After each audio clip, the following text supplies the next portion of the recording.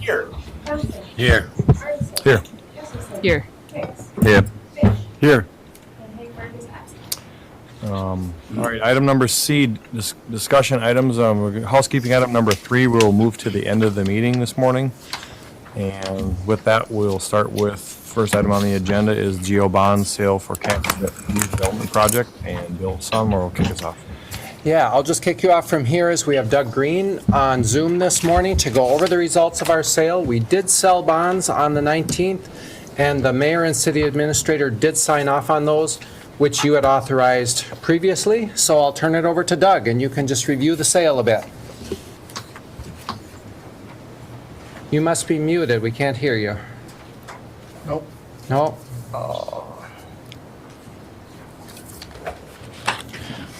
One second. You're not muted. I think it's on our end. Otherwise, I'll head to the podium and we'll do this, because I know we're short on time. Oh, we do have a lot.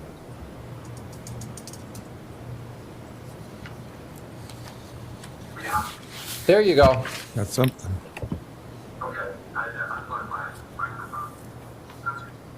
Doug, plug that back in. I think it's our speakers. We had the wrong speakers selected.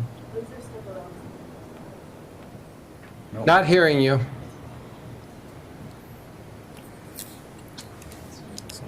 I'm going to head to the podium to keep us rolling. Okay, you're there.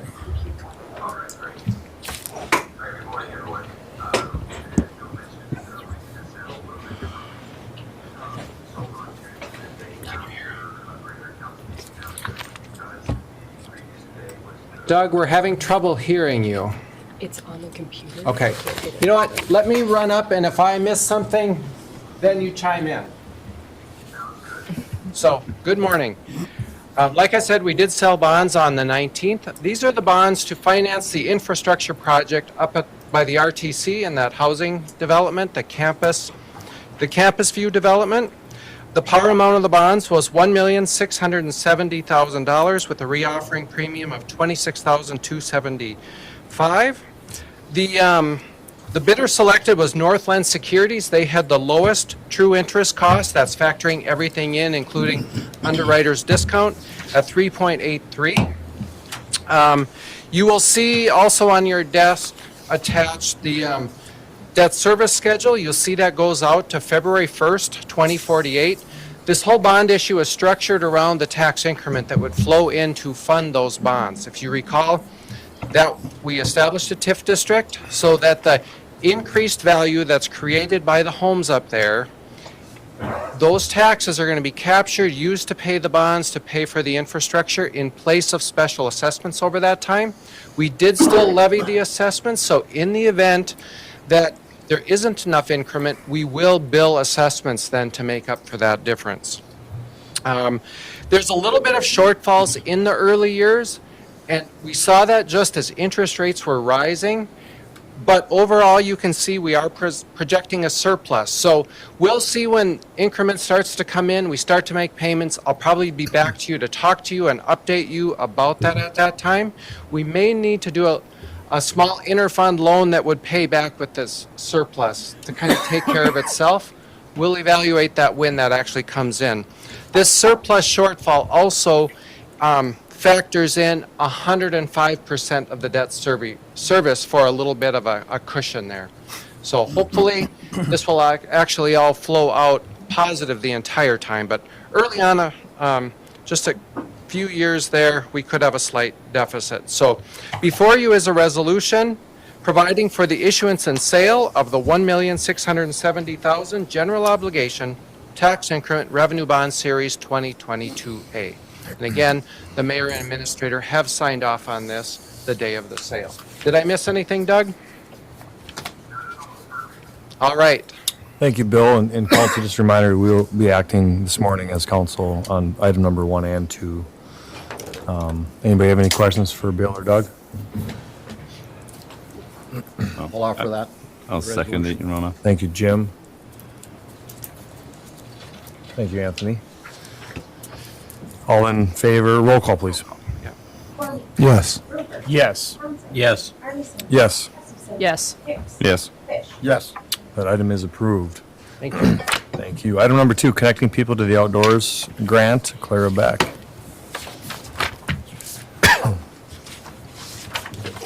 Good morning, council members. Yes, we are going to be seeking some funding for a trail across the dairy property, and this is one of the programs through which we may seek some of that funding. In your packet, the resolution language included the title, Connecting People to the Outdoors. What we're really looking for is just the overall GMR PTC funding round that is currently happening that doesn't have a name on it. Everything else in the resolution language stands. It would be a partnership between GMR PTC and the city for funding for trail costs. So the application is due later this week, which is why this is in front of you this morning. There is a match component. There's not an actual dollar amount to the match, but it is the higher the match, the higher you are ranked, and we can use acquisition and cleanup costs that we've already put into it as our matching amounts. So I'm not asking for any money to go toward this morning. This is just an opportunity for us to explore some trail options. So that is the program, and hopefully you will allow us to submit an application. Thank you, Claire, for the information and update. Any questions? I will offer that. Okay, we have a second. I'll second. Any other discussion or questions for Clara? Roll call, please. Yes. Yes. Yes. Yes. Yes. Yes. Yes. That item is approved. Thanks, Clara.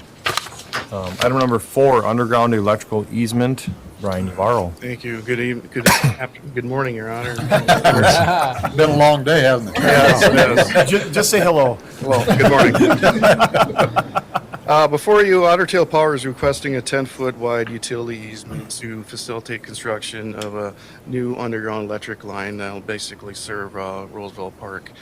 The legally attached exhibit, the exhibit illustrates the proposed easement route. This goes across the city-owned property legally described as Lot 3, Block 17, per North Division of Fergus Falls and Reserve 4 of University Park. There is an existing city-owned water main lead in this vicinity. However, we believe adequate separation does exist to allow this easement. So at this time, I'm just requesting authorized city staff to execute Otter Tail Power's easement request. I have attached their request letter and all the exhibits for reference. Thank you, Brian. I'll offer that, Your Honor. Thanks, Jim. Do we have a second? I'll second. Thanks, Caroline. Any other questions or discussion items? The motion to move this to the council on the consent agenda? Yes. Okay. All in favor, say aye. Aye. Pull same sign. That motion's carried. Thanks, Brian. Item number 5, Fergus Falls Municipal Airport Management Agreement Amendment number 1. Brian. Thank you. Yeah, the Sky Screw Services, who is our current manager at the Fergus Falls Municipal Airport, having discussions, and they're requesting a little amendment in regards to monthly compensation transactions between the city and Sky Crew Services.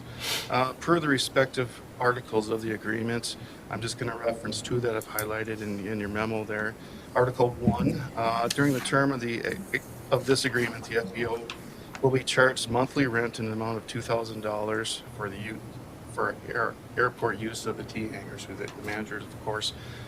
They facilitate and do collection of our T hangers out there. In turn, they pay us a flat rate of $2,000 a month.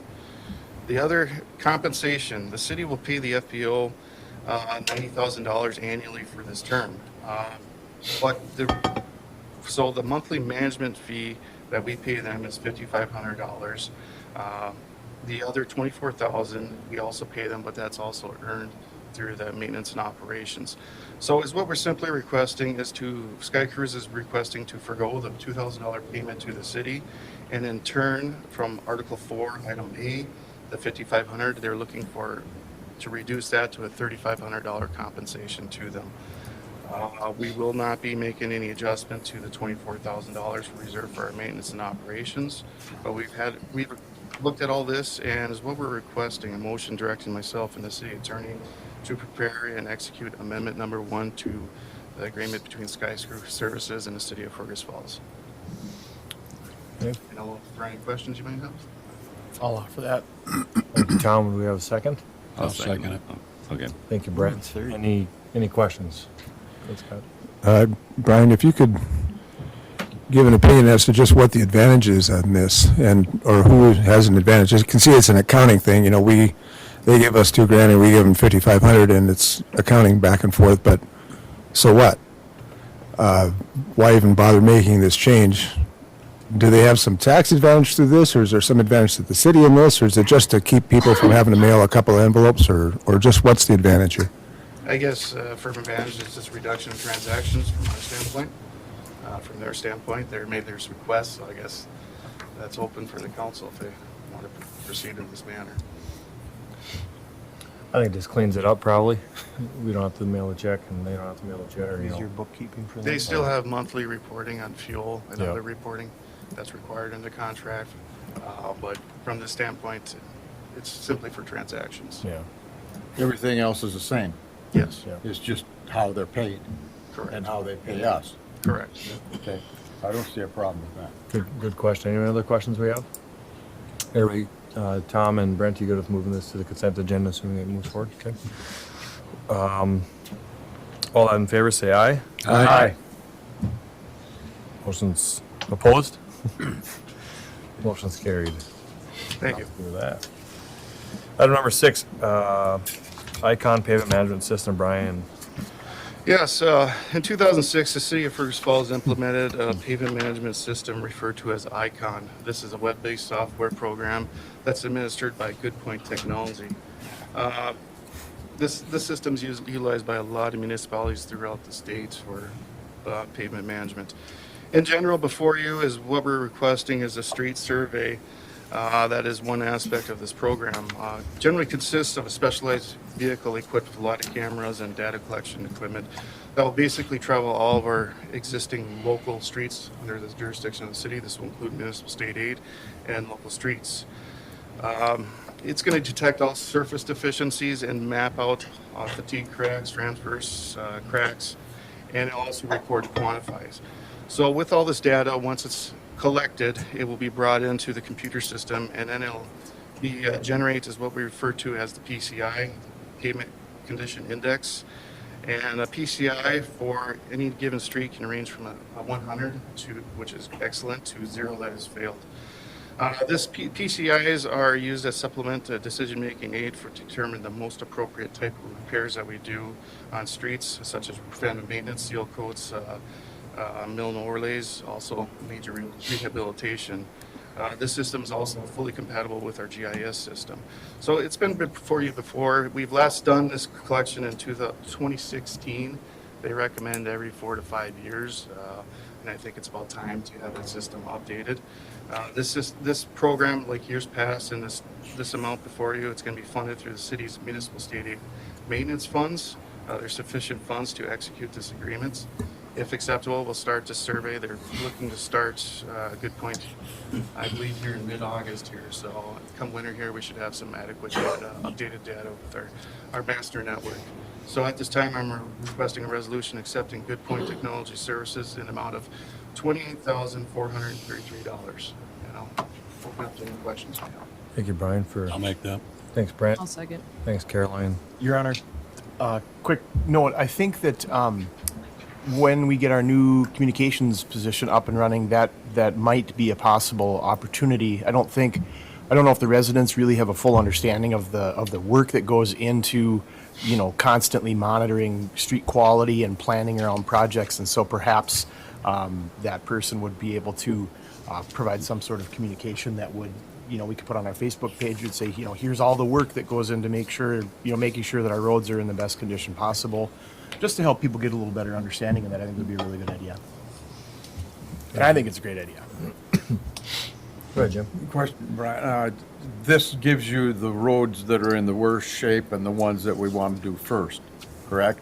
Yeah. But we're still doing it by ward? Or where would we jump from a ward if we really had a bad street someplace? That's a good question.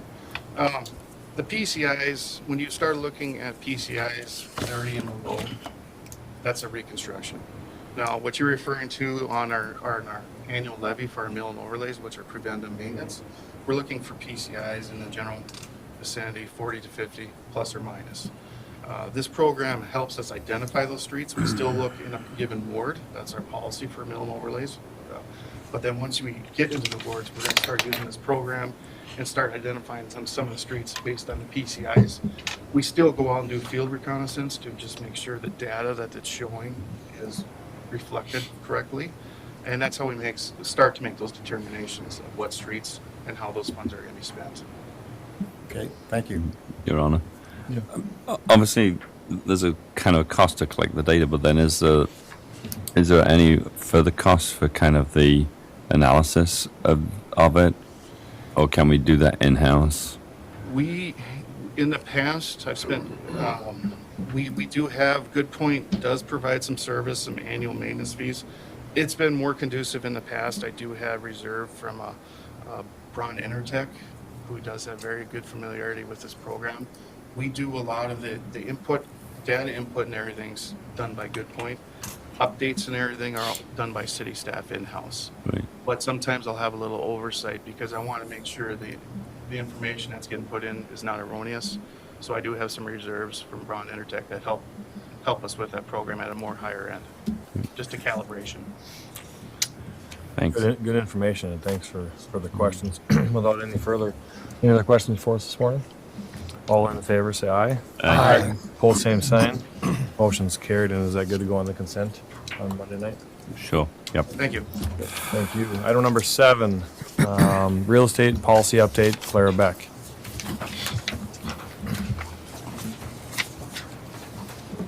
Thank you. Yes, a few months ago, we started talking about what it looks like when somebody is making an offer to City Council to purchase city-owned property, and the consensus of council at that time was it might be a good idea to have some sort of a policy in place that we can point to that says this is the process, this is how we do it in an open and fair way. So I took a crack at a first draft of a policy. You have a draft of it on your desks this morning, but I can just sort of high level go through it. The purpose of it would be to ensure a consistent, open process by which the city sells or releases its real estate for development. I also note that there is in our charter some direction to what it looks like to actually sell property. So we have a requirement that you have to wait 10 days before you can actually act on a sale. So you introduce it at one meeting, wait 10 days, at the next meeting you make your motion on it. I also lay out some procedures for how it could work, which I think we do now, but this at least kind of codifies it. So we have the RFP or RFQ process. If we have a piece of property that we know we would like to have redeveloped in some sort of a certain way, the city can release an RFP or an RFQ. The other option, which is what we've been seeing a lot of in the last couple years, is receiving another proposal. So receiving a proposal from a third party. And I just sort of laid out a process for what that can look like. It needs to come through a letter of intent before council, and it needs to meet certain criteria which are laid out within this draft. So this is sort of just a first glance for you guys, and I'm hoping we can continue the discussion on Monday when you've had more of a chance to look it over, maybe formulate some answers. I have a couple highlighted spots. I'm not sure, like how many days we want between certain acts. And then if you'll also look on the first, I believe it's the first page, or well, somewhere in here it says that the city would get an appraisal done on all property. We do not currently do a full appraisal on all the properties that we are approached on. So I kind of have in my notes just a little question mark next to that. Is that something that we will require, or have we been comfortable getting just a market study as we've done in the past from real estate agents? That's maybe one question I'd like us to discuss for Monday. I think it's under B, on that first page of B, the last. It says the city should also Yes, have the land good, professional thank you. A appraised. city should also, yep. Is that the spot where you're? That's the one I'm talking about. So that's a requirement that other cities have.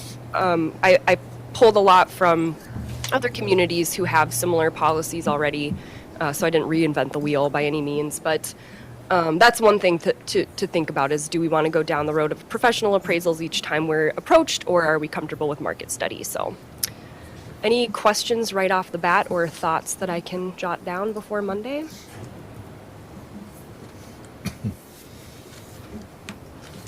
Any questions? If not, thanks for the information, and we'll have a good discussion Monday night on Thank on you. this proposed. Okay. Item number 8, contract for service with Matthew House. Guy Taylor sitting this one.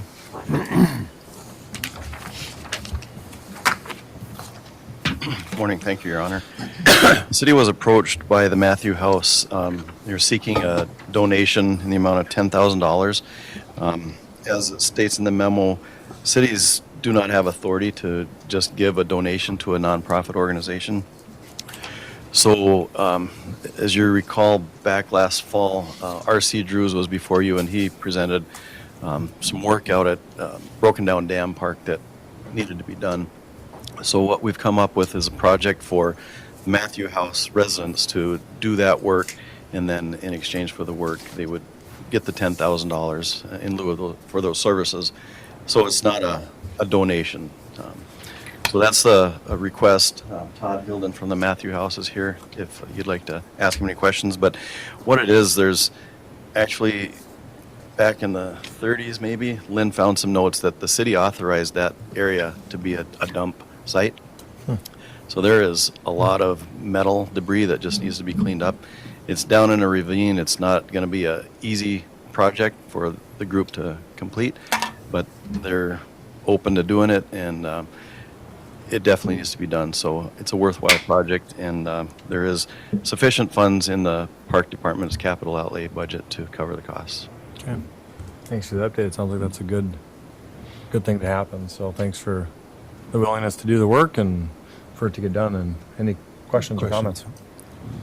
When it comes to removing some of that stuff that'll be particularly difficult, like old car bodies and whatnot, will they provide all their own equipment and whatnot to do it, or will they involve city to actually help with some of that? Or how have you got some plan for how that will be done? Yeah, they've already got some equipment lined up. We'll provide dumpsters and service the dumpsters for them, but they're planning to get their own equipment or have equipment donated for the project and pull all the debris out. Okay. I will offer that, Your Honor. Thanks, Jim. I'll Scott, second. second. Okay. I think it's very good. It's needed to be cleaned, and the gentlemen at the Matthew House need something to do. And I think overall it's a very good project. Very good. One question on it. What about insurance? Who's going to cover insurance? Or, Yeah, the city has insurance that covers volunteers like in this fashion, so we'll be covered that way. Okay. Well, I agree. It's a good project. All in favor, say aye. Aye. Pull same sign. Motion's carried. And is that good to go back on the consent for Monday night? Yep. Okay, and then we'll go back to item number 3. Gail will kick us off with an update on the Fergus Falls Library. Good morning, council people. Thank you. No worries. I like to check in at least once a year with all of you to let you kind of know how the previous year went and what we're working on currently. So the data that I've provided you on the infographic sheet, it's labeled 2022, but it's actually our numbers from 2021. We file those numbers with the state every April, and it takes a little while for those to become official. But you can see that we have 13,000 registered borrowers and 86,847 library visits last year. Number of items checked out, definitely on the uptick again after a couple of down years due to circumstances beyond our control, obviously. And computer use is incredibly high, as is access to digital content, with 32,000 digital items being circulated. And that's probably one of the biggest increases we've seen, are people accessing our online collections remotely. We started issuing library cards online so people can fill out the form. They can have that card mailed to them, and or they can stop in and pick it up. We probably are giving out 24 online cards a month, which is really incredible because a few years ago it wasn't even an option. So some of those people we will never physically see in the library, but it's just more convenient for them to get that card sent out to them, and they're obviously accessing our digital collections. This year, when we kicked off our summer reading program in June, we had over 700 people registered for the program on the first day, and we currently have almost 1,500 people registered for the program. I'm going to touch base just a little bit on our extra reading at the library program, which is a tutoring program that's been in place at the Fergus Falls Public Library for about 19 years. This program serves 76 children this year. We hire 5 tutors to work with those kids 30 minutes a week on reading skills. It costs us about $11,000 to run this program, and all of the funds come from grants or donations. So it really demonstrates the support we have in this community to help kids develop their early literacy skills, which we know is extremely important for academic success going forward. The library has 7 full-time employees. We have between 6 and 7 part-time library aides. It just kind of depends on the season. And we have about 14 adult volunteers. And this year, Ariel started a teen volunteer program where we had another about 16 youth sign up to volunteer at the library. We schedule all of our volunteers to minimize overlap and to maximize efficiency. So we really have a lot of people working to make the library a successful, efficient space for people to work and thrive. And these work skills that our volunteers get, especially these youth volunteers, we obviously see this as the potential for people becoming library aides, when they become of age to be employed. So good things happening with that age group. I want to talk a little bit about a few programs that we have coming up. One program was passed, and it was this documentary screening of My Garden of 1,000 Bees. And I have to tell you, you can check this DVD out at the library, or you can watch it on PBS, but you've never seen bees so up close and personal before. And it's really fascinating. If you like nature programs, this is really a wonderful program to watch. I think kids would be fascinated by it as well. We're very excited that we are the host of the We Are Water exhibit for Ottertail County. That will be up mid-August through mid-October. You can stop by any time. It's a walking, self-guided tour. We do anticipate that throughout the county, classrooms and civic groups will be coming to visit that exhibit, so please stop in. There's information for you regarding that. And then on August 3rd, we have a very special author talk with Nathaniel Moyer. Nathaniel grew up in Wendell, Minnesota. He is currently a research associate with Harvard, and he lives and works in New York, but will be in the area in a week, and we're really excited to be able to bring his program to us locally. So please feel free to come to that. And if you have any questions about anything that's happening at the library right now, I'd entertain those. So, and you're also welcome to stop by the library anytime and visit with me. I would appreciate that. So. Thank you. Well, thank you, Gail, to you and your staff for everything you guys do at the library. It is an asset in the community, and a lot of people obviously use it. So our family's included in that mix. So you guys do a wonderful job. So thank you for all your work you do and continue to do. With that, miscellaneous announcements. August 1st at 5:30, we'll have our next city council meeting. August 2nd through the 16th. Reminder, there's candidate filing period, which is open during that period. Lynn, do you have anything you want to add for that? No, there's a $5 filing fee, but the filing will be open in normal city hall hours for a 2-week period of time. So if you want to run for the 4 council seats that are up, that's the time to do it. Very good. And August 9th, state primary election, and then August 10th is our next committee of the whole. Anything else to come up before us this morning? If not, meeting adjourned. Thank you. You get loud agenda. Smash.